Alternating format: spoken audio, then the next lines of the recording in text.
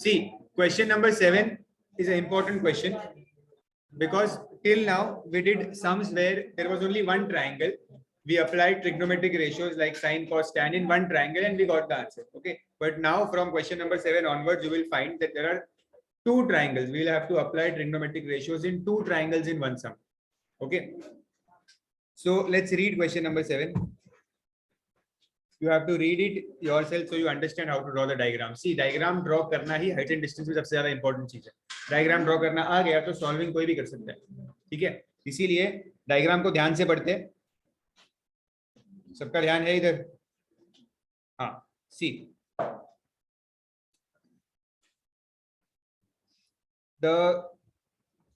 a man finds the angle of elevation of the top of a church spire is 30 degrees. मतलब एक man है, let's say the man is standing here at point A. ठीक है, this is the ground level. Okay, this is the ground level. He finds the angle of elevation of the top of the church spire is 30 degrees. तो हम जो यहाँ पे कोई church spire है, ठीक है, तो उसके टॉप को वो देख रहा है, तो उसका एंगल ऑफ एलिवेशन कितना बन रहा है? 30 डिग्री. अभी तक हमने ये समझा, करेक्ट? ओके, अभी आगे देखो. On walking 40 meters towards the church. ये है चर्च है, ठीक है. ऑन वॉकिंग मतलब ये ए पॉइंट पे था, अब ये इस तरफ इस डायरेक्शन में चल रहा है. On walking 40 meters towards the church he finds that, मतलब 40 मीटर चला और फिर वो रुक गया. ओके, समझो 40 मीटर मतलब इतना डिस्टेंस हो गया ये, और समझो वो पॉइंट बी पे रुक गया. अब वो जब चर्च को देख रहा है तो वो चर्च के नजदीक आ चुका है, तो उसे ज्यादा ऊपर देखना पड़ेगा. आप किसी भी चीज के नजदीक जाते हो तो आपको उसके टॉप को देखने के लिए ज्यादा अपने नेक को स्ट्रेच करना पड़ेगा. करेक्ट? आप जितना नजदीक जाओगे उतना एंगल एलिवेशन बढ़ेगा, जितना दूर जाओगे उतना एंगल ऑफ एलिवेशन कम होता है. ओके, तो अब वो पॉइंट बी पे है.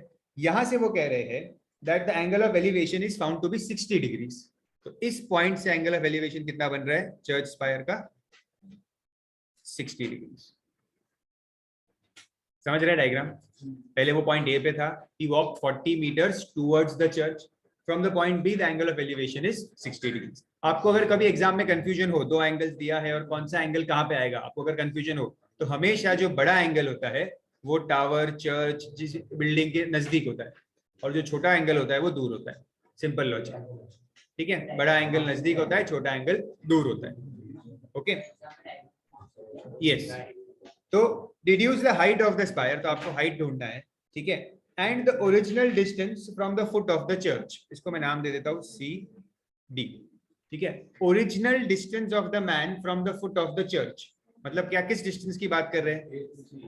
ये फुट है चर्च का और ये मैन ओरिजिनल डिस्टेंस ये था, तो इस डिस्टेंस की वो बात कर रहे हैं. करेक्ट? तो मतलब हमें दो चीजें ढूंढनी है सम में. एक हमें हाइट ढूंढना है h, और दूसरा क्या ढूंढना है? एस. हमें पता होना चाहिए कि हमें क्या ढूंढना है. ओके, ये बी सी अननोन है, इसको मैं x दे देता हूँ, नाम सॉल्व करने में आसान होगा. हाइट को h दे दिया, इसको x दे दिया. ठीक है, अब क्या करना है, देखो आपके पास दो एंगल्स हैं. ये दोनों एंगल्स 60 डिग्री एंगल जो है it is a part of this triangle BCD 60 degrees, and 30 degrees ये ट्राइंगल आएगा क्या? इस ट्राइंगल में मैं ट्रिग्नोमेट्रिक रेशियो अप्लाई कर सकता हूँ? नहीं, क्योंकि ये राइट एंगल ट्राइंगल नहीं है. ठीक है, तो ये आपको समझना है, कभी भी ये ट्राइंगल यूज नहीं होगा. 30 डिग्रीज के लिए आप ये पूरा ट्राइंगल लोगे, ये पूरा ट्राइंगल. ओके, 30 के लिए ये पूरा और 60 के लिए ये इतना. ओके, तो इन दोनों ट्राइंगल में मैं अभी tan अप्लाई करूंगा. ओके, तो पहले छोटे ट्राइंगल में tan अप्लाई करना चाहिए, इजी होता है उससे. तो मैं पहले 60 डिग्रीज वाले ट्राइंगल में लेट्स अप्लाई tan. ठीक है, तो क्या लिखूंगा मैं यहाँ पे? tan 60 इक्वल्स tan की फॉर्मूला क्या होता है? ऑपोजिट अपॉन एडजेसेंट या परपेंडिकुलर अपॉन बेस. सो tan 60 की वैल्यू क्या होती है?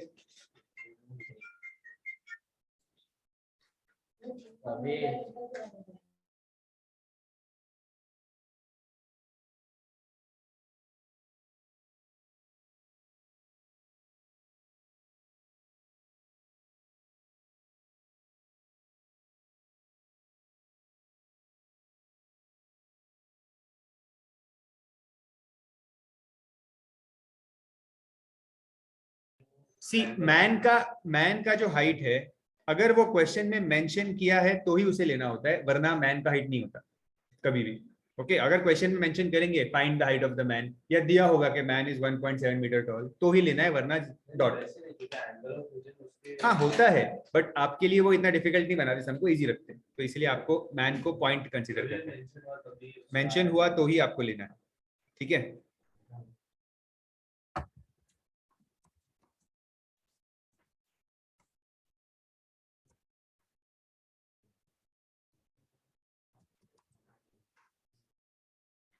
ठीक है। तो आपको क्या मिलेगा यहाँ पे, x√3 इक्वल्स h, ये मिल गया। ठीक है, अब मैं दूसरे ट्राइंगल में, in triangle ACD I will apply tan 30 apply होगा, है कि नहीं, tan 30। So tan 30 will B how much, यहाँ पे भी again opposite upon adjacent, tan 30 की वैल्यू क्या होती है, 1/√3, ऑपोजिट इज h, करेक्ट। इसका ऑपोजिट क्या है, h है ना, 30 का ऑपोजिट, और एडजेसेंट में क्या आ जाएगा, AC। तो AC की वैल्यू क्या है, 40 प्लस एक्स, है कि नहीं, AC जो है वो क्या है, 40 प्लस एक्स, क्रॉस मल्टीप्लाई करेंगे तो क्या आएगा, 40 plus x equals h√3। 40 minus x क्यों लेंगे, ये 40 पूरा AC है क्या, 40 क्या है, हाँ तो 40 AB है और ये x है, ठीक है, 40 इतना डिस्टेंस है, x इतना डिस्टेंस है, आपको चाहिए पूरा डिस्टेंस, तो माइनस क्यों होगा, प्लस होगा ना। ठीक है, अब यहाँ पे आपको ये मिला, अब आपको पता है कि h की वैल्यू क्या है, x√3 है, ठीक है ना, तो इसको आप इस h की जगह पे पुट कर दो, 40 प्लस एक्स इक्वल्स, h की जगह पे मैं लिखूंगा x√3, और फिर वो एक और √3 है यहाँ पे, है ना, ये h√3 था ना ऐसा, तो h की जगह पे मैंने क्या लिखा, x√3, बरोबर। तो 40 प्लस एक्स इक्वल्स √3 इंटू √3 क्या होता है, √3 इंटू √3 क्या होता है, तो ये हो जाएगा 3x। तो 40 equals 3x minus x, 40 equals 2x, x equals 20। आपको x ढूंढना था क्या, आपको h ढूंढना है पहले, तो h, तो h क्या था, h इज x√3, तो आप x 20 है और √3 होता है 1.732,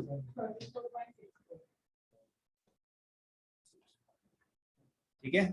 फिर AC आप इजीली ढूंढ सकते हो, AC is 40 plus x, so that is 40 plus 20, write the units also, meters है ना कि सेंटीमीटर्स है, मीटर, ठीक है। तो फाइनल जो दोनों आंसर आता है उसको अच्छे से हाईलाइट करना है आपको एग्जाम में, this is your answer.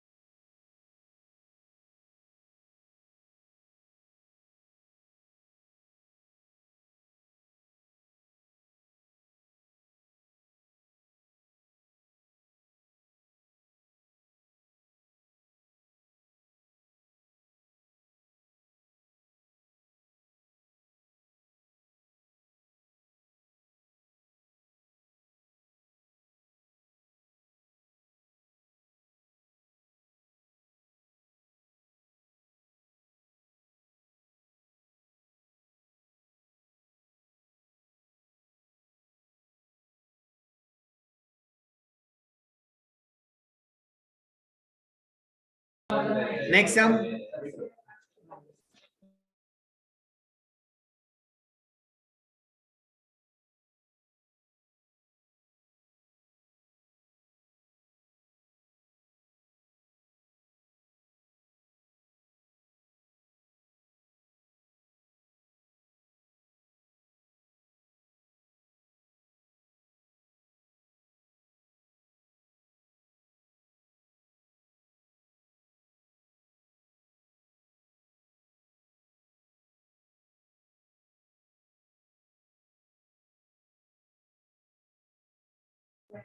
when the angle of elevation of the sun increases from 30 to 60, सन का एंगल ऑफ एलिवेशन इंक्रीज होने का मतलब क्या होता है? समझो अगर आदमी यहाँ पे खड़ा है कोई, ठीक है, ये यहाँ पे सन है, ओके, तो सन जब इस एंगल पे है तो हम कह सकते हैं कि let's say it is 30 degree. फिर सन अपना मूवमेंट करेगा, सन समझो ये एंगल पे आ गया, तो अब एंगल ऑफ एलिवेशन कितना हो गया? 60 हो जाता है। इसको कहते हैं कि सन ने अपना एंगल चेंज किया, okay.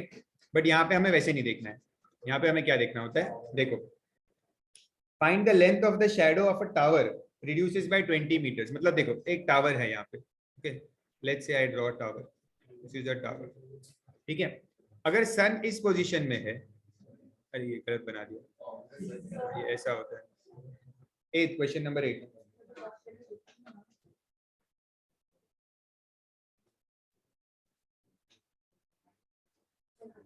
when the angle of elevation of the sun, समझो पहले सन का एंगल था 30 डिग्री, ठीक है, तो सन का एंगल अगर 30 है तो इस टावर का शैडो कहाँ पे आएगा? समझो ऐसा कुछ आएगा शैडो, ये टावर का शैडो बन जाएगा ऐसे, समझ रहे हो? सन यहाँ पे है तो बैक साइड में ये शैडो पार्ट हो जाएगा टावर का, ठीक है। कितना एंगल ऑफ एलिवेशन है? 30 डिग्री, ओके। टावर तो उसी जगह पे खड़ा है, ओके। अब सन मूव हुआ और सन समझो इधर आ गया, ओके, येलो कलर कर देते सन को, ठीक है, डे टाइम। तो अभी सन जब एलिवेशन चेंज हो गया तो अब टावर का जो शैडो है वो कम हो जाएगा। इस बार कितना एंगल था? 60 डिग्री, ठीक है। तो पहले शैडो था इतना बड़ा और अब शैडो हो गया इतना। उन्होंने क्या बोला है क्वेश्चन में? The shadow of the tower reduces by 20 meters, 20 meters कम हुआ, ओके। तो मतलब ये वाला डिस्टेंस 20 होगा, इतना ही कम हुआ है ना। पहले पहले कितना था? पहले ये डिस्टेंस पूरा था शैडो, ठीक है, अब शैडो हो गया इतना, तो कम कितना हुआ है? कम होने वाला पार्ट है ये, ठीक है, तो ये दिया है 20। सेम डायग्राम बना जो पिछले क्वेश्चन में था, ओके। तो डायग्राम को बनाओ आप, ये सन भी बनाना आप लोग,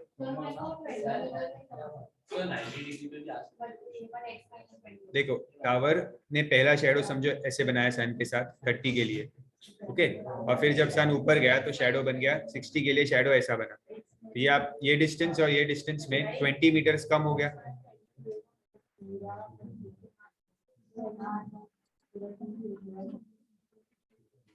अच्छे से डायग्राम बनाओ,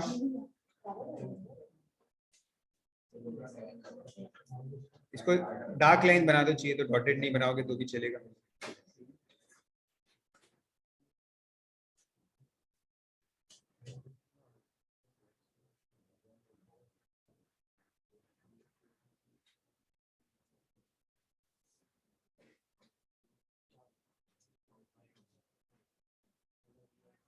ठीक है, now let's label it A B C D। Now first I will apply height को, let's take the height as h and this distance is x, okay। so first I'll do tan 60, tan 60 will be opposite upon adjacent। what is tan 60?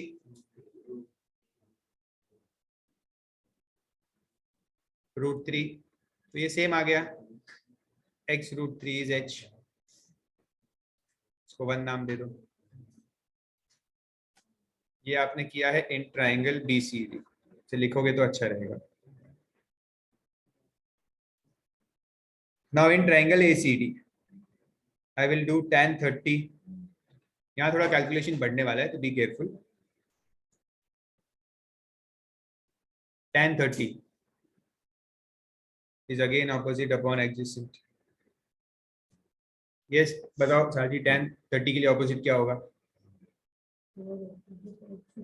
हाँ, h opposite है और adjacent क्या होगा? 20 plus x इसका adjacent हो जाएगा, ठीक है ना। tan 30 वाले ट्राइंगल के लिए this is opposite and this is adjacent, ठीक है। tan 30 की वैल्यू होती है 1/√3।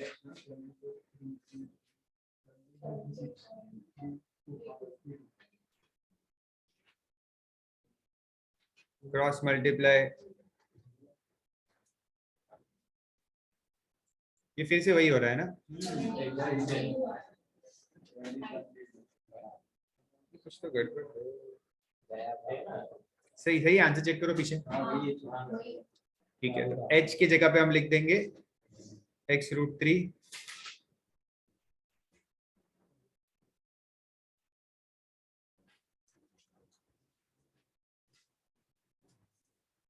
x मिला 10, so h will be x√3 that is 10.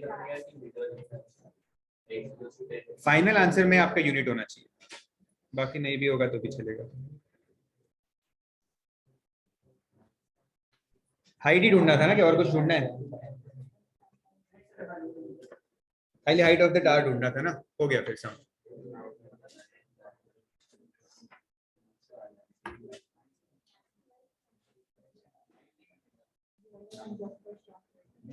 पहले 10 था।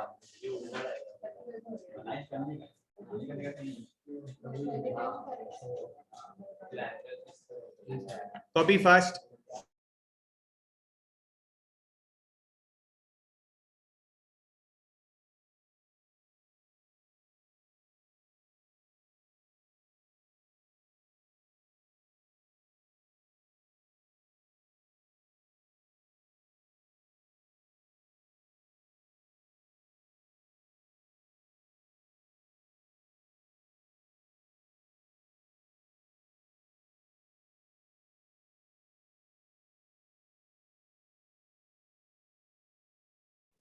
Question number 10.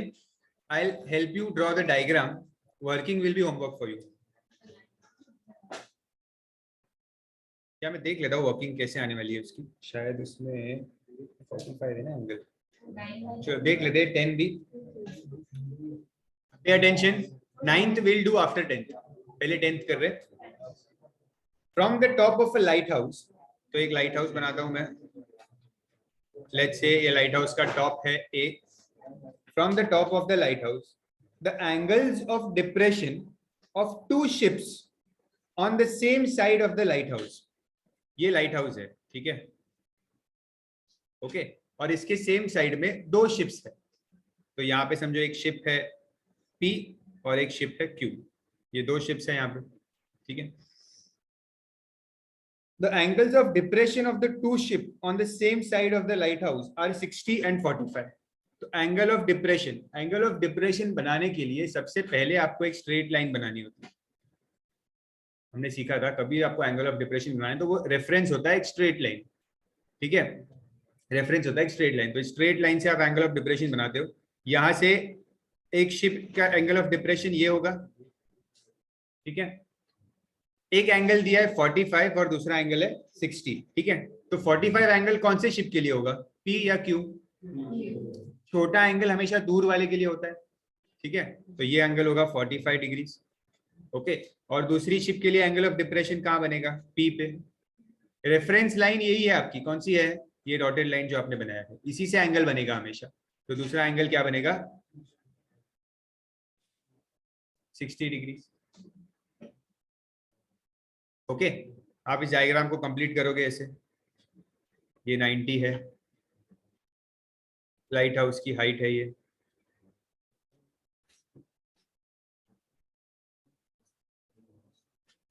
अब देखो ये लाइन है, मैं इसको ज्वाइन करके ऐसे Z बना सकता हूं। तो उस हिसाब से ये एंगल क्या बन जाएगा, 45। और वैसा ही अगर एक और Z बनाऊं मैं इस लाइन के साथ, तो ये एंगल कितना मिल जाएगा, 60, ठीक है। अब देखो ऐसे सेम सम्स बार बार आएंगे, तो आप चाहिए तो डायरेक्टली डायग्राम ऐसे भी बना सकते हो सीधा। अगर आपको समझ गया है ना तो आप सीधा डायग्राम ऐसे भी बना सकते हो डायरेक्टली, ओके। ये चीज नहीं बनाए तो भी चलता है, और अगर आपको बनाना है तो बना भी सकते हो, ठीक है। तो आपको धीरे धीरे प्रैक्टिस ही हो जाएगा, आप डायरेक्टली बना दोगे, ओके। क्या ऊपर से नहीं, यहाँ से होता है। तो अभी ये 60 और 30 मिला, और क्या बोला है, distance between the ships P और Q है, इनके बीच का डिस्टेंस कितना है, 36 मीटर, ओके। हाइट h ले लिया है, इस डिस्टेंस को x ले लेते हैं। लेबल कर दो, डायग्राम को लेबल करो। Find the answer in nearest meter, मतलब राउंड ऑफ करना है, नियरेस्ट मीटर बोला है। Okay so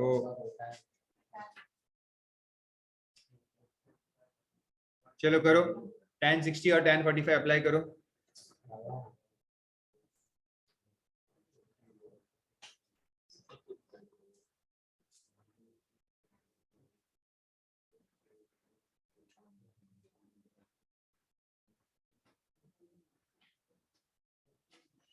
tan 45 apply. Do the 10th sum also. Those who have not done, do it.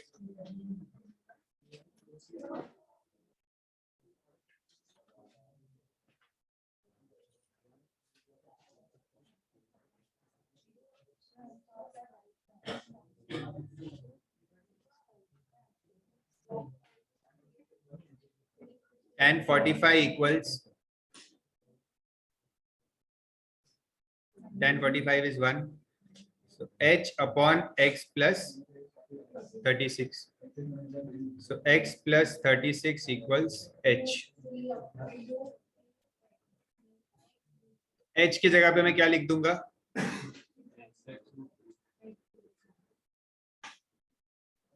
x root 3.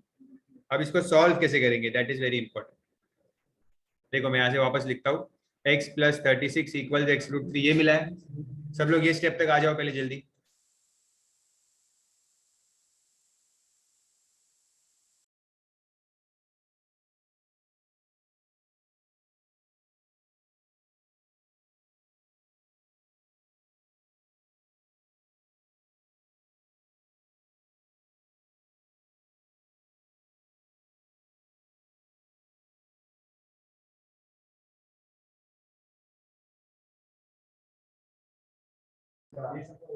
Now here there is x variable, here there is also x variable, so bring them on the same side.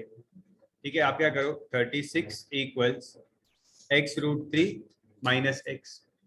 Okay, and then listen first, then copy. Listen, ये थोड़ा सा अलग है, ये आपको बार बार सब में use करना पड़ेगा, जो चीज अभी हम करने वाले. ओके, रूट 3 की वैल्यू पुट नहीं करनी है. रूट 3 की वैल्यू हमेशा इन दी एंड पुट करते हैं, लास्ट में पुट करते हैं. ठीक है, पहले पुट नहीं करना है, कैलकुलेशन डिफिकल्ट हो जाता है उससे. ओके, तो अभी हम यहाँ पे क्या करेंगे, I will take x common. तो what will I get, root 3 minus 1. ठीक है, अभी मुझे x की वैल्यू चाहिए, सो इस रूट 3 माइनस 1 को डिनोमिनेटर में लेके आओ. 36 upon root 3 minus 1 equals x. Now you will rationalize the denominator because denominator में root 3 नहीं होना चाहिए. So rationalize करना है means opposite sign से multiply करते, याद है?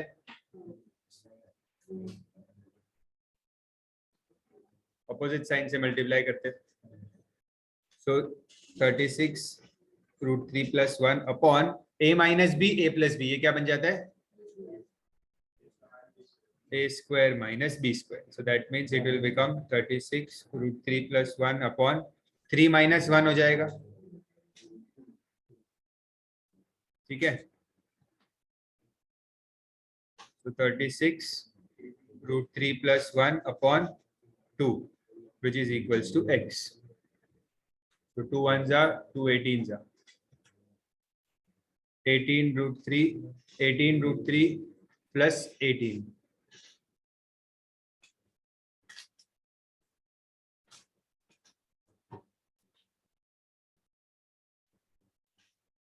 Root 3 plus 1 equals x.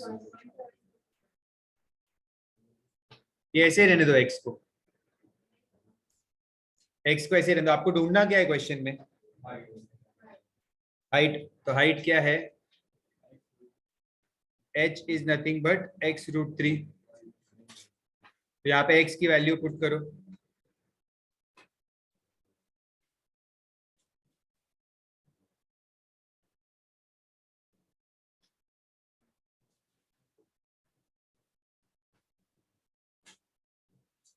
Open the brackets. 18 root 3 into root 3.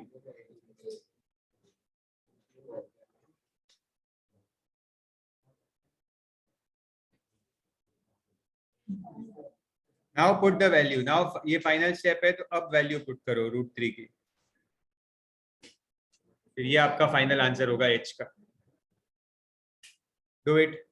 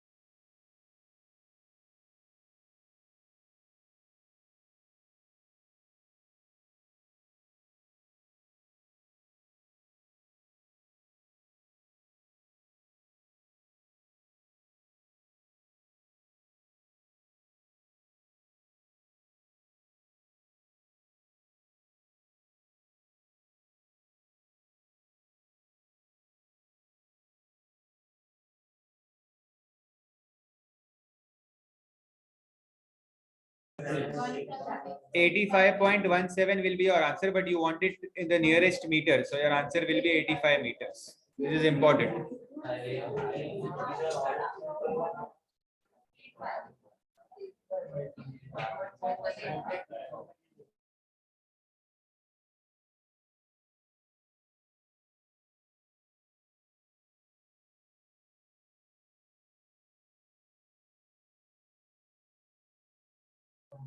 So come on, next sum, question number 10.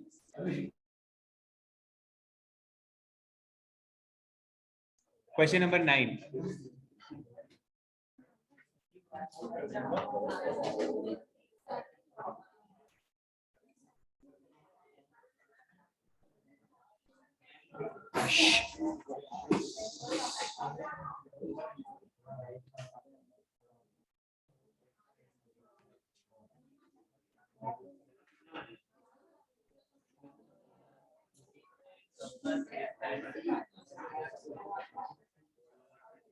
Question number 9 says, from the top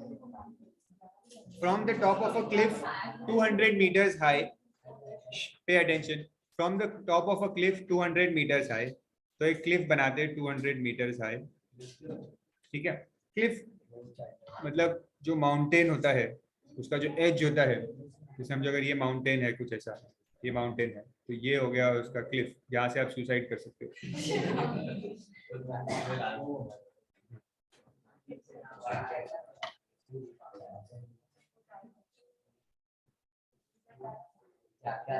result to time, ठीक है. So from the top of a cliff 200 meters high, the angles of depression of two rocks on the ground are 60 and 30. तो उन्होंने क्या बोला है कि Cliff के top से, आप क्लिफ के टॉप से देख रहे हो, आपको दो पत्थर दिख रहे हैं, ठीक है. एक का एंगल ऑफ डिप्रेशन है 30 डिग्रीज और एक का 60 डिग्रीज. अब ये मेंशन नहीं किया है कि वो पत्थर दोनों एक ही साइड में है या दोनों ऑपोजिट साइड्स में है क्लिफ के. तो उसके लिए क्वेश्चन आगे बढ़ते हैं. Find the distance between the rocks if they are on the opposite sides. मतलब पहला केस में उन्होंने बोला है कि the rocks are on the opposite sides of the cliff, ठीक है. तो फर्स्ट केस में एक रॉक समझो इधर है और एक रॉक इधर है, opposite sides of the cliff, ठीक है. तो एंगल ऑफ डिप्रेशन कैसे बनाते हैं, स्ट्रेट लाइन बनाते हैं. फिर ये है एंगल ऑफ डिप्रेशन यहाँ पे और ये है एंगल ऑफ डिप्रेशन यहाँ पे. तो समझो ये वाला होगा, ये बड़ा है, तो ये एंगल कितना दिया है, दो ऑप्शंस क्या है, 30 एंड 60. तो let's say this is 30, sorry this is 60 and this is 30. Let's say this rock is A, this rock is B, और क्लिफ को हाइट को हम ले लेते हैं C D.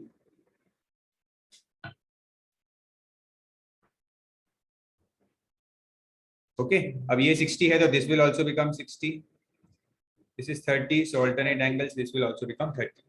Draw the diagram.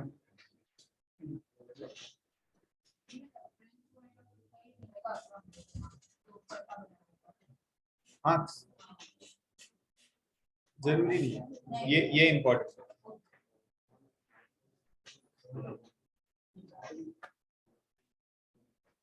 सी, एक बार वापस बताता हूं मैं, यहाँ क्लिफ के टॉप से, मतलब ये वाले पॉइंट से, there are two rocks, rock A and rock B on the opposite sides of the cliff. मतलब अगर ये क्लिफ है आपका, समझो ये क्लिफ का लेफ्ट है और ये राइट है, तो ये ऑपोजिट साइड्स हुआ। ओके, अगर वो सेम साइड्स कहते तो हम दोनों रॉक को एक ही साइड में बनाते और ऐसा डायग्राम बन जाता। ठीक है, दोनों ने ऑपोजिट साइड्स का, तो ऑपोजिट साइड्स पे हमने एक जगह पे एंगल लिया 60 और एक जगह पे लिया 30। ओके, तो उस हिसाब से आपका डायग्राम बन गया कुछ ऐसा। ठीक है, ए और बी आपके रॉक्स है। ठीक है, अब क्या करेंगे, उन्होंने क्या पूछा है, find the distance between the rocks. मतलब रॉक ए एक रॉक है और बी है, तो ये पूरा डिस्टेंस पूछा है, ए और बी, ये पूरा डिस्टेंस पूछा है। इसका मतलब आप क्या करोगे, ये पार्ट और ये पार्ट अलग अलग फाइंड कर लोगे और उनको ऐड कर दोगे। ठीक है, तो let's start with one triangle. In triangle ADC, पहले लेफ्ट वाला ट्राइंगल लेते हैं। ठीक है, I will use tan 60, that is opposite upon adjacent. Tan 60 is √3.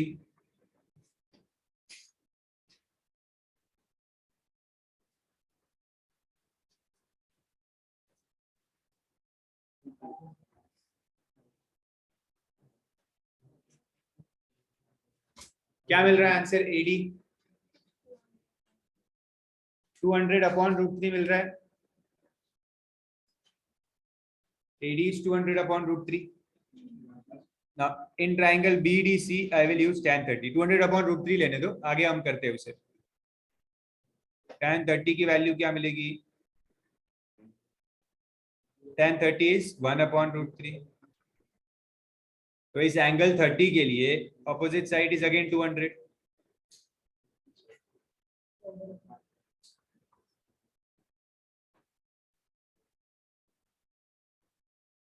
So BD if you cross multiply you will get 200 √3। तो AD मिला आपको 200 upon √3 और BD मिला 200 √3। ठीक है, तो हमें ऐड करना होगा पूरे डिस्टेंस के लिए। सो AB will be AD plus DB। So 200 upon √3 plus 200 √3। ठीक है, एलसीएम ले लेंगे, ये इससे मल्टीप्लाई हो जाएगा, √3 इंटू √3 हो जाएगा। How much it will be,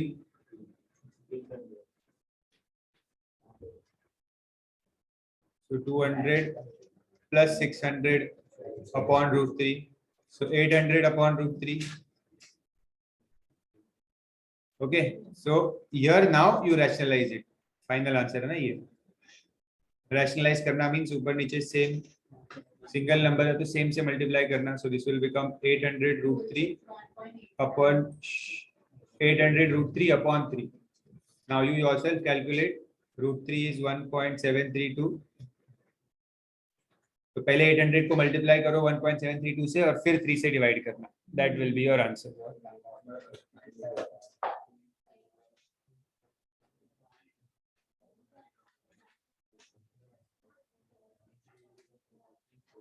come on do it. आपने पहले AD फाइंड किया, AD था 200 √3, फिर आपने BD फाइंड किया जो था 200 √3। तो 200 अपॉन √3 और 200 √3 को फिर आपने ऐड किया।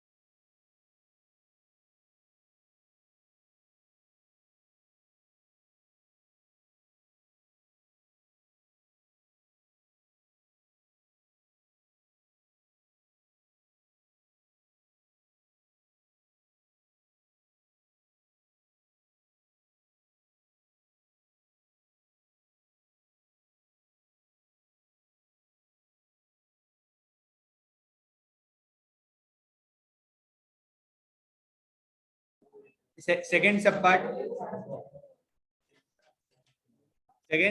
में they have told that the rocks are on the same side of the cliff. मतलब एक टावर बनाते हैं वापस 200 मीटर्स का, ठीक है। और जो दोनों रॉक्स है ए और बी लिया था हमने रॉक्स को, दोनों रॉक्स सेम साइड में है, ठीक है। और एंगल्स क्या लिए थे हमने, क्या लिए थे एंगल 60-30। तो मैं डायरेक्ट बना देता हूँ यहाँ पे, दूर वाला एंगल 30, नजदीक वाला angle 60, 690।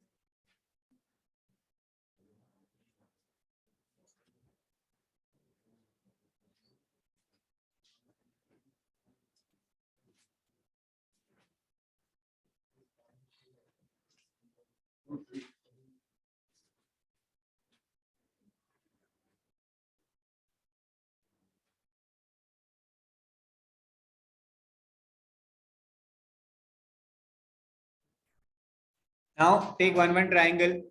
First take the triangle with angle 60 degrees.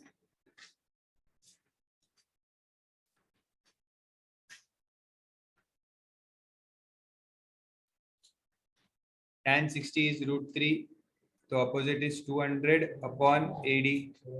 So AD क्या मिल रहा है, 200 upon √3.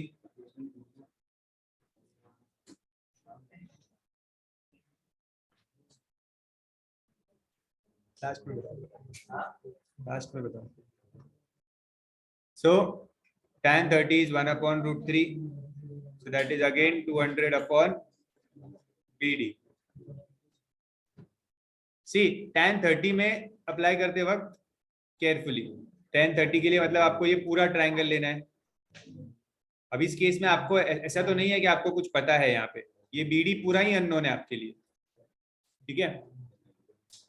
सीधा यहाँ पे मैंने BD ही लिख दिया, 200 अपॉन BD, क्रॉस मल्टीप्लाई करेंगे तो BD क्या मिला, 200 √3, ठीक है क्या। अब आप अगर नोटिस करोगे AD और BD के वैल्यूज को, if you notice this values, ये वैल्यूज और जो वैल्यू आपको यहाँ मिली थी वो सेम है, AD और BD की वैल्यूज, ठीक है। हमेशा हर सब में सेम मिलेगा, ओके, हमेशा सेम होता है। क्योंकि क्या हो रहा है यहाँ पे देखो, आपने जो ट्राइंगल लिया है, ये जो ट्राइंगल लिया है, क्या ट्राइंगल लिया है यहाँ पे, अगर मैं इस ट्राइंगल को हाईलाइट करूँ, समझो ये ट्राइंगल था, क्या था ये 200 और 60 डिग्री वाला ट्राइंगल। ये सेम ट्राइंगल यहाँ पे लेफ्ट साइड में बना है, ठीक है। वैसा ही जो यहाँ पे ट्राइंगल है ये 200 और 30 डिग्रीज वाला, ओके, ये सेम ट्राइंगल यहाँ पे नीचे भी बन रहा है, इधर ये 30 डिग्री। तो हमेशा आपको आंसर सेम ही आएगा। तो सिर्फ डिफरेंस क्या होगा, डिफरेंस ये होगा कि आपको यहाँ पे आपको BD मिला हुआ है और AD मिला हुआ है, आपको ढूंढना क्या है, distance between the rocks AB। तो इसके लिए क्या करोगे आप, distance between the rocks is AB,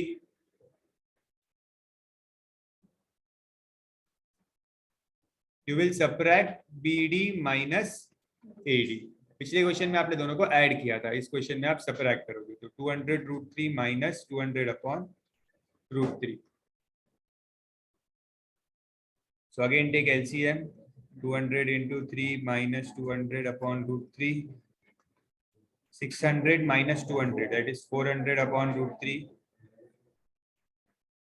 So LCM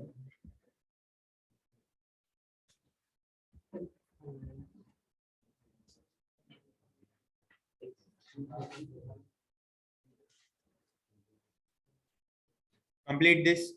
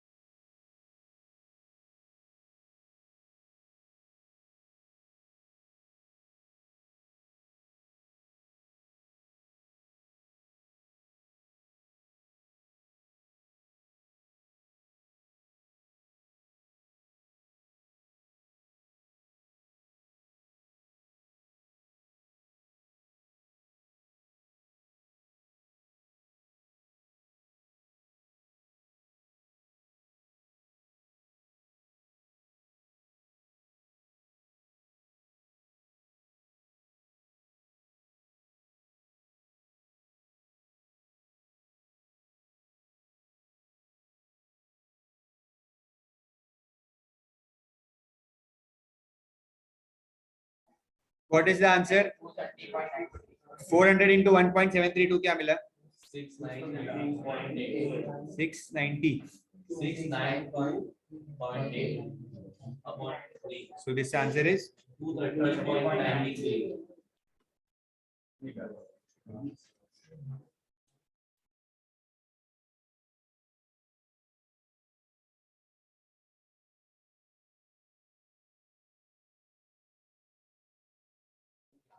therefore the distance between the rocks is 230.93 meters.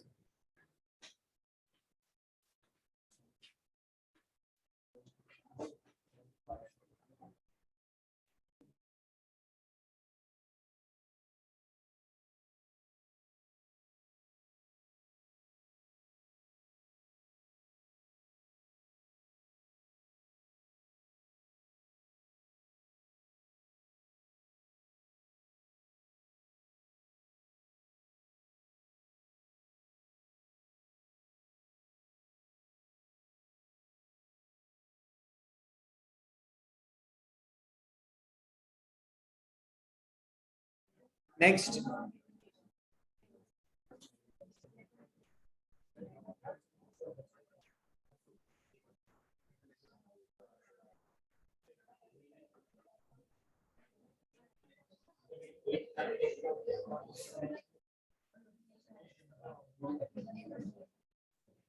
question number 11. Pay attention. An advertising board at the top of a building. ये एक मतलब एक बिल्डिंग है, ठीक है, और एडवर्टाइजिंग बोर्ड जो है it is at the top of a building, is being illuminated by a projector's light that is placed 60 meters from the base of the building. ध्यान दो, यहाँ पे एक बिल्डिंग है, ठीक है, और बिल्डिंग के ऊपर क्या है? An advertising board is placed on the top of a building. आपने देखा होगा कभी रास्ते में बिल्डिंग के ऊपर एडवर्टाइज का बोर्ड होता है, ठीक है, समझो ये बिल्डिंग है और इस बिल्डिंग के ऊपर ये बोर्ड है यहाँ पे एडवर्टाइज का, ठीक है, समझो यहाँ पे आपके समझो एप्पल की एडवर्टाइज हो रही है, ठीक है, ये भी सही है, क्लासेस का एडवर्टाइज करते हैं, देखो, तो ये आपका एडवर्टाइजिंग बोर्ड है, ठीक है, बिल्डिंग के ऊपर एडवर्टाइजिंग बोर्ड है। उन्होंने कहा है an advertising board is at the top of a building is been illuminated by a projector light that is placed 60 meters from the base of the building. तो बिल्डिंग का base ये है, ये base है ना बिल्डिंग का, तो यहाँ से 60 meters दूर उन्होंने यहाँ पे क्या रखा है? लाइट रखी है, लेट से ए मत दो इसको नाम, इससे हम दे समझो ये प्रोजेक्टर लाइट, ठीक है, तो बी नाम देते, ओके, तो यहाँ से लाइट मिल रही है उसको, ओके। और क्या बोला है? How tall is the board if the angles of elevation of the lower and upper ends of the board from the projector light is 30 and 45। वापस आप खुद रीड करो क्या दिया है second statement. Find the how tall is the board, मतलब board का length जो है वो आपको पूछा है, how tall is the board if the angles of elevation of the upper and lower ends of the board, मतलब बोर्ड का अपर एंड और बोर्ड का लोअर एंड ये है, ठीक है। यहाँ पे एंगल्स ऑफ एलिवेशन बन रहे हैं फ्रॉम द प्रोजेक्टर, तो प्रोजेक्टर से एक एंगल बन रहा है अपर एंड पे और एक बन रहा है लोअर एंड पे, ठीक है। और एंगल्स क्या है 30 एंड 45, ओके। रेफरेंस लाइन क्या होगी यहाँ पे एंगल बनने के लिए,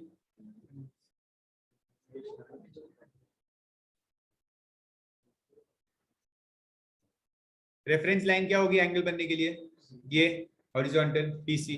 तो यहां से एंगल क्या बन रहा है, एक बन रहा है 30 और दूसरा बन रहा है 45, 30 और 45 बोला है, तो ये छोटा वाला एंगल ये होगा 30, करेक्ट। और ये यहां से लेके ये बड़ा वाला एंगल कितना होगा 45, जितना दूर होता है उतना, हाँ हाँ, लेकिन यहाँ पे एक ही पॉइंट से हम देख रहे हैं एंगल को, यहाँ पे दूर वाला कॉन्सेप्ट नहीं है, यहाँ पे आप एक ही पॉइंट पी, प्रोजेक्टर एक ही जगह पे है, प्रोजेक्टर मूव नहीं हुआ है।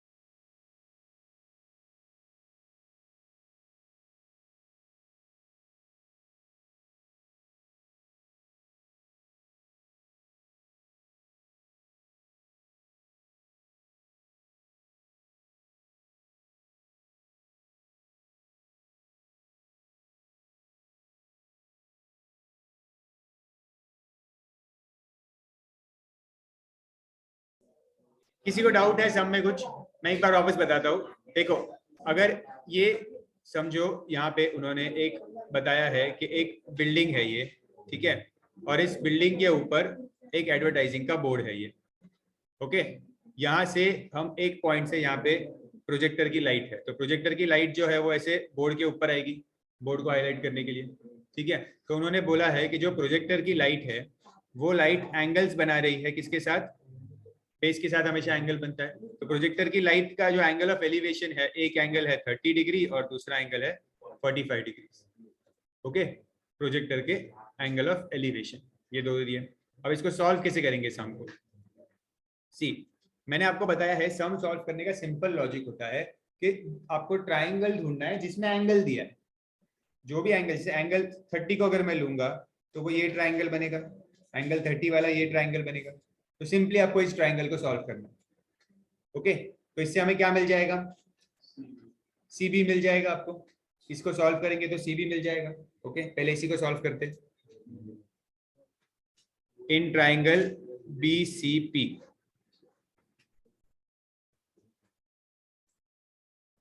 tan 30 equals BC upon 60, tan 30 is 1 upon root 3,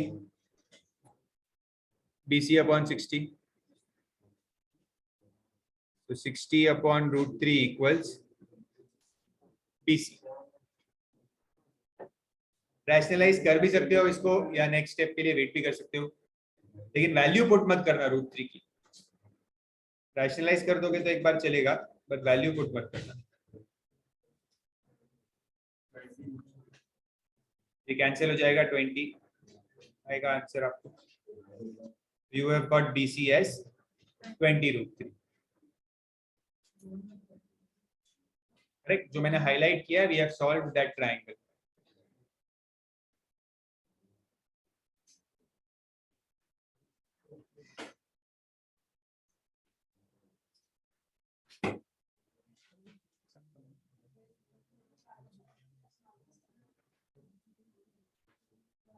so now ये ट्रायंगल हो गया, now I will take the triangle where the angle is 45 degree. तो ये वाला ट्राइंगल आएगा पूरा, ठीक है।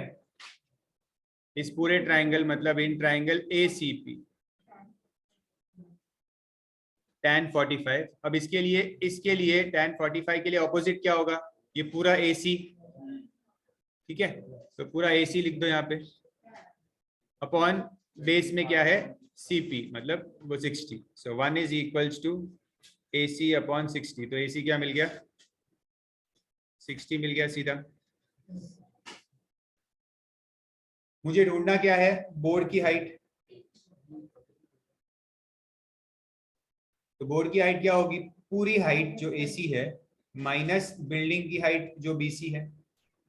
ऐसे ही मिलेगा ना, ये बोर्ड कैसे मिलेगा मुझे, ये पूरे में से AC में से I will subtract this height of the building, ठीक है। चलो कर लो फाइंड। यहाँ पे अब आपको वैल्यू पुट करनी पड़ेगी and then you will have to subtract it. You will get the height of the board.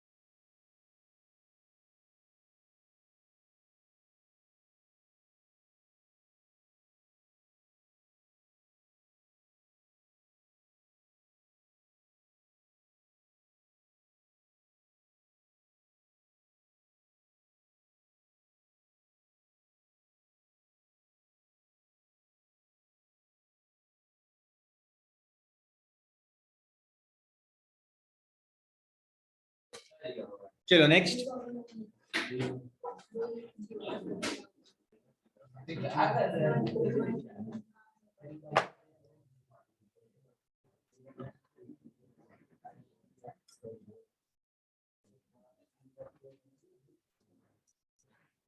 Question number 12।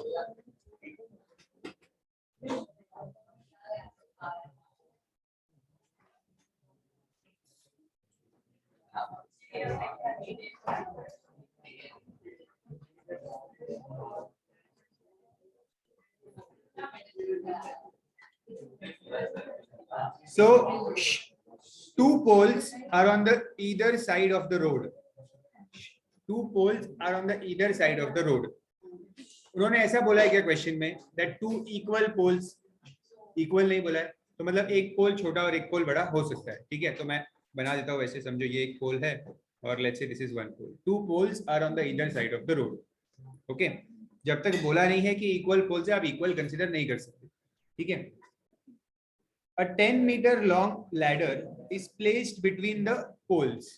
Ladder समझते हो ना आप, ठीक है। समझो ये लैडर है हमारी, okay. So this is a ladder, इसको हम इन पोल्स के बीच में रखेंगे। When the ladder rests against one pole, it makes an angle 30 degrees with the pole. मतलब समझो मैंने इस लैडर को यहाँ बीच में रखा है, लैडर को, और ऐसे रख दिया लैडर को। रीड करता हूँ वापस question. When the ladder is placed against one pole, it makes an angle 30 degrees with the pole. ये जो लैडर है, it makes an angle 30 degrees with the pole. तो मतलब मैं कहाँ मार्क करूँ angle? Let's say I will name it A, B, C, D, E. Question में क्या बोल रहा है? Ladder makes an angle 30 degrees with the pole. So ये लैडर है, ये पोल है, तो इनके बीच में ये एंगल बनेगा. ठीक है, यहाँ बोला है क्वेश्चन में, स्पेसिफिकली मेंशन किया है, तो हमें यहाँ पे एंगल बनाना पड़ेगा. कितना एंगल बनाना पड़ेगा यहाँ पे?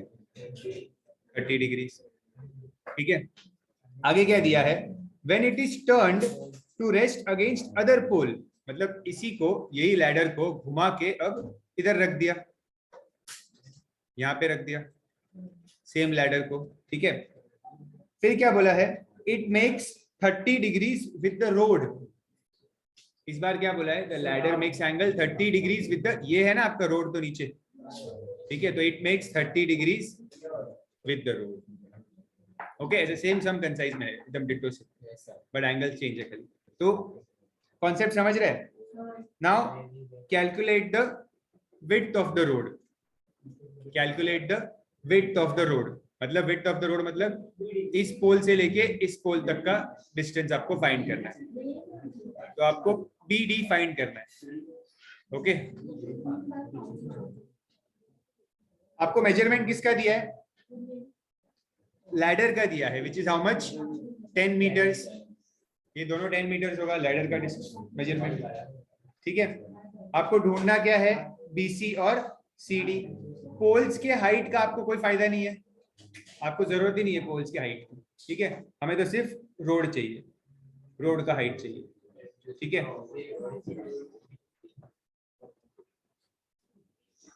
अब ध्यान से देखो सॉल्व कैसे करेंगे. जिनको आता है वो सॉल्व कर सकते हैं, बाकी लोग ध्यान दो यहाँ पे अच्छे से. सी, पहले इस एंगल को देखो. समझो, पहले ये वाला ट्राइंगल लेते हैं, ABC triangle.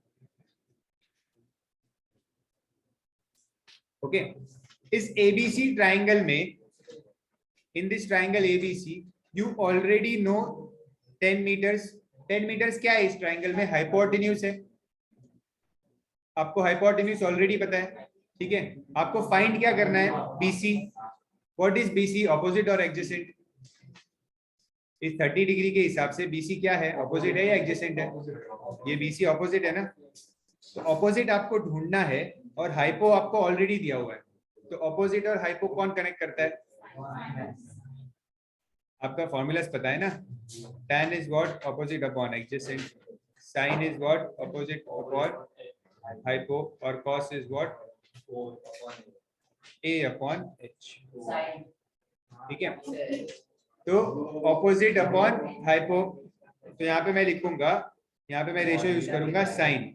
Sign 30 is opposite upon hypo. आपको ये खुद आइडेंटिफाई करना होता है कि हमें कौन सा ट्रिग्नोमेट्रिक रेशियो यूज करना है. ठीक है, so opposite is BC and hypo is 10. Cross multiply करना, आपको BC मिल जाएगा 5 मीटर्स.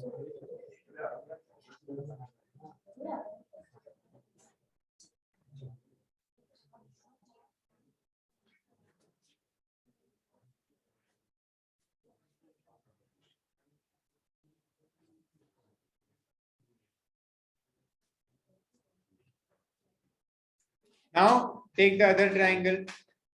ध्यान से यहाँ पे भी बहुत ध्यान से आपको देखना है कि यहाँ पे भी इस ट्राइंगल में भी आपको हाइपो दिया हुआ है, और आपको फाइंड करना है CD.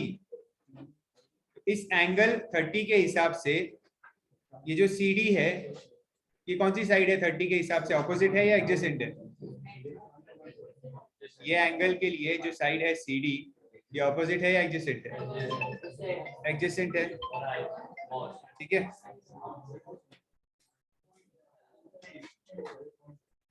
so you will use cos 30.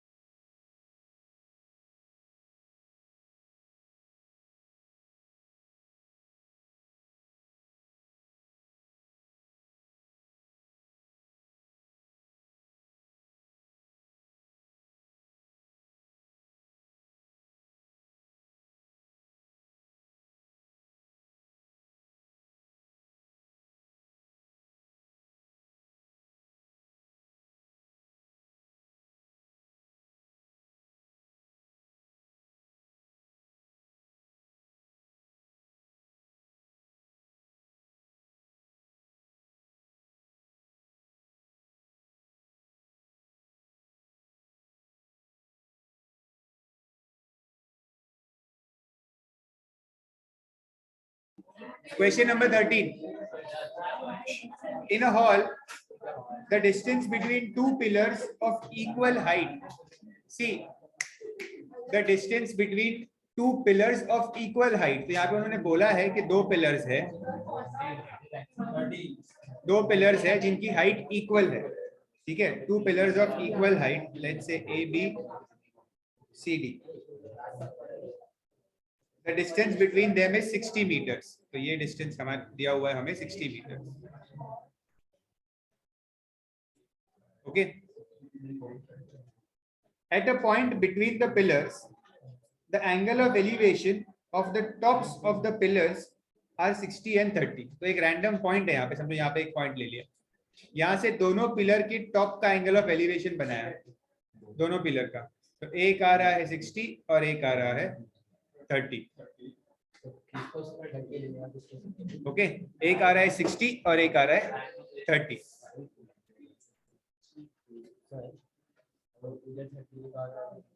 चलता है, ऐसा कुछ नहीं है. अब यहाँ पे भी 60 लिख सकते हो, यहाँ पे 30 लिख सकते हो, कोई मैटर नहीं, ऐसे कुछ नहीं चलता है. ठीक है, तो ये आया. अब क्या पूछा है? Find the height of the pillars and the position of the point. Height of the pillar, समझो इसको h ले लो, दोनों पिलर सेम हाइट के हैं, दोनों को h ले सकता हूँ.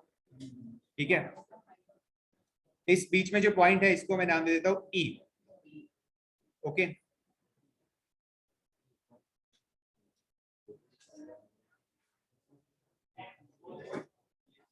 ठीक है. अब देखो, आप क्या करो,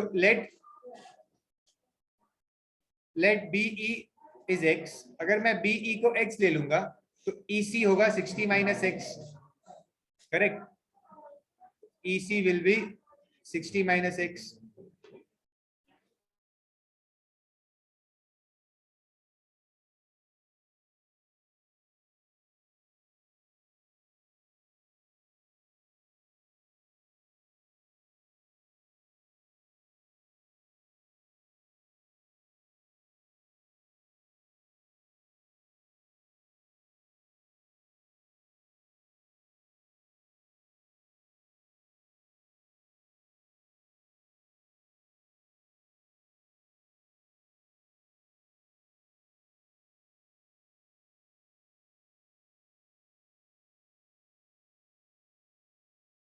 हाँ, तो अभी सॉल्व कैसे करेंगे?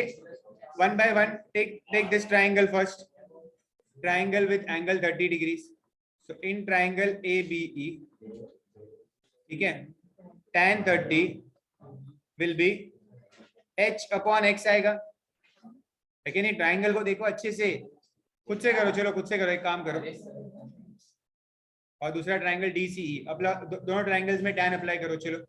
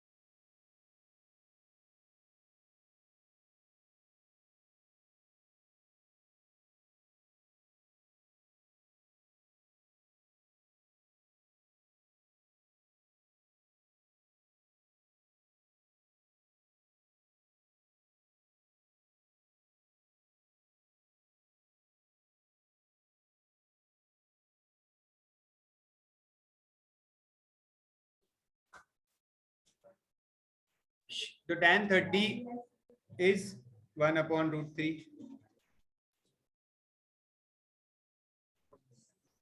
So you will get x root 3 equals h. This when you solve.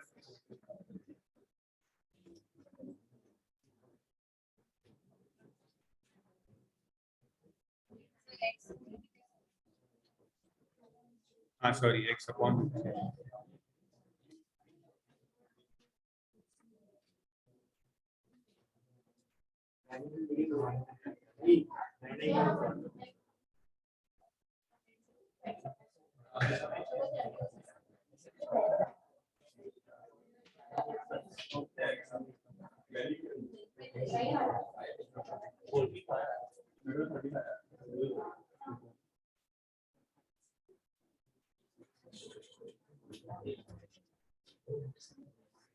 So x is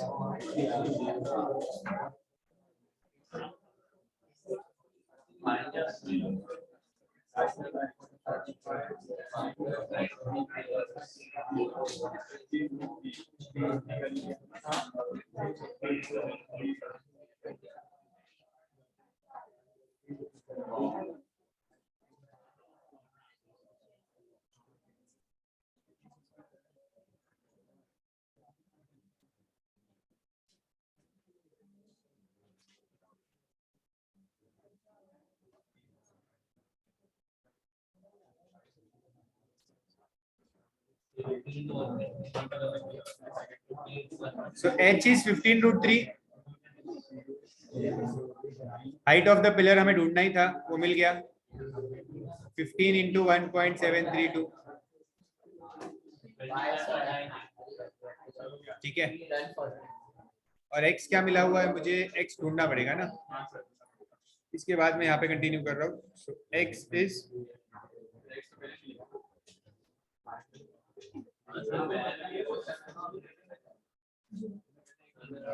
h मिला हुआ है 15 रूट 3.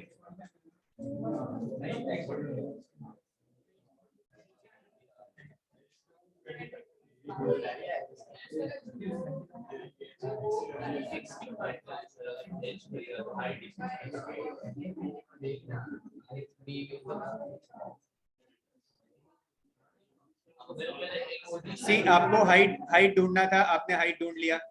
ठीक है, हाइट के बाद उन्होंने पूछा है find the position of the point between the pillars. तो ये जो पॉइंट ई है इसका पोजीशन पूछा है. तो पोजीशन कैसे बताते हैं पॉइंट का, इसको ऐसे बता सकते हैं कि this point E is 45 meters away from one pole and 15 meters away from another pole.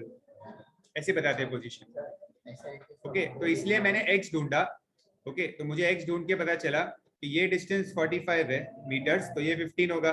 ठीक है, तो मैं यहाँ पे लिखूंगा the point between the pillars, the point between the pillars is 45 meters away from one pole,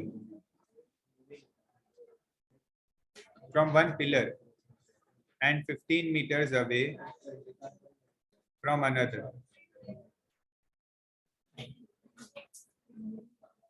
ठीक है,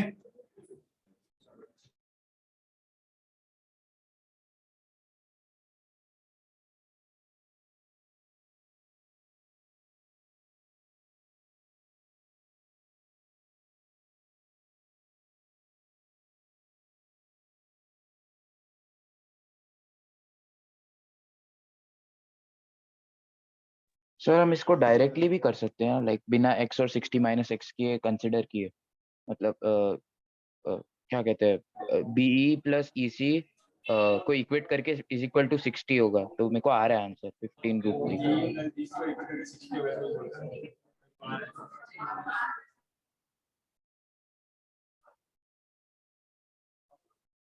sir you are on mute.